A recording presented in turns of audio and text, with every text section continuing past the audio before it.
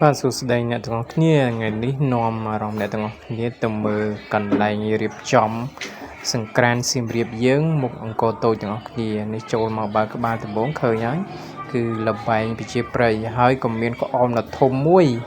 ក្អមហ្នឹងគេដាក់នៅក្អមទឹកភូមិខ្ញុំហើយក្អមហ្នឹងមានផ្លែឈើ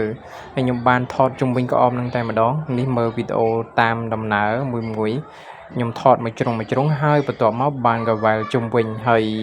ទៅចូលរួមថ្ងៃនេះពិតជាសប្បាយខ្លាំងមែនទែនដោយសារមានមនុស្សច្រើនមែនទែនហើយនេះຂະຫນាតក្អមរូបមន្តខ្ញុំក៏បានថតជាសន្លឹកក្នុងវីដេអូដែរដើម្បីបញ្ជាក់ថាក្អមនឹងមានទំហំប៉ុណ្ណាຂະຫນាតប៉ុណ្ណាជាឯកសារហើយអ្នកផលិតអញ្ចឹងមកណាប្រវែងអីមានសពនៅក្នុងហ្នឹងក៏ប៉ុន្តែខ្ញុំអត់បានដាក់រូបភាពទេអញ្ចឹងខ្ញុំក៏ថតជុំវិញក្អមហើយក្រោយក្នុងការមើលវីដេអូនេះ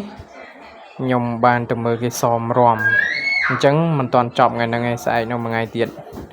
នេះគឺយើងបានមើលជុំវិញក្អមពិតជាធំមែនទែនបោះប្លែកភ្នែកបានថតយើងយូរបន្តិច